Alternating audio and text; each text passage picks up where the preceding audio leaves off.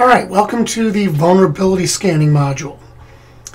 In this portion of the course, we're going to be using some various tools, some built into Metasploit Framework, some external, in order to find weaknesses or vulnerabilities in our target system. This is ideally your next step so that you can identify those areas where you may be able to penetrate the system to get a command shell or maybe a interpreter shell, or cause some other kind of desirable action.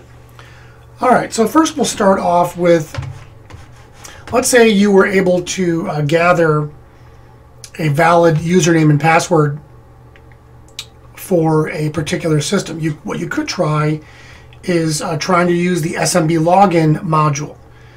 And this should allow you to test that login or do other kinds of work. So you notice I'm doing my tab complete,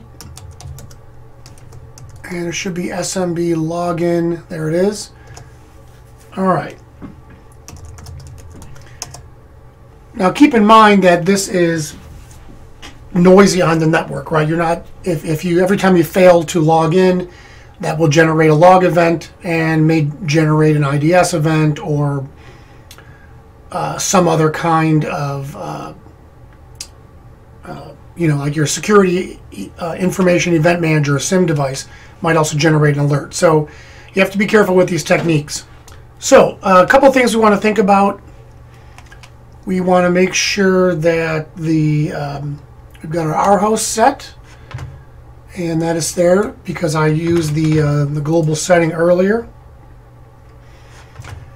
And blank passwords is true, so we can try those. We can also specify a password file. If you had a dictionary file, you could specify that here. And one entry per line. You could have millions of words in there, so you can definitely do a brute force, but again, that's very noisy. I'm just going to show you, I tried this previously from one of the accounts that I thought I could guess, and I've got a username of victim, a password of pass. You can set these manually here, of course. If I try to run the exploit,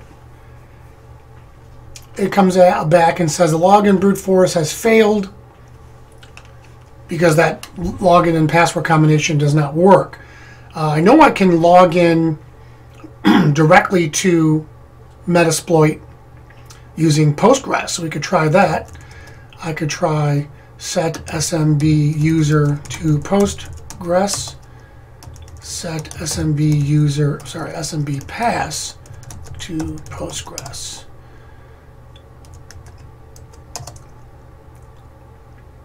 Well, that also failed. So that's not a login which could be used for SMB type access. So we could try MSF admin.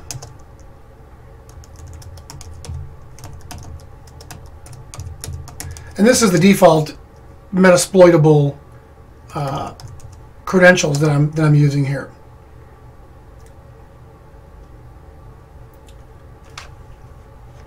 Yep. So none of those worked, but it's just a way to illustrate another possibility for gaining access to a system. There may be other things to think about, such as VNC, so we can give that a whirl.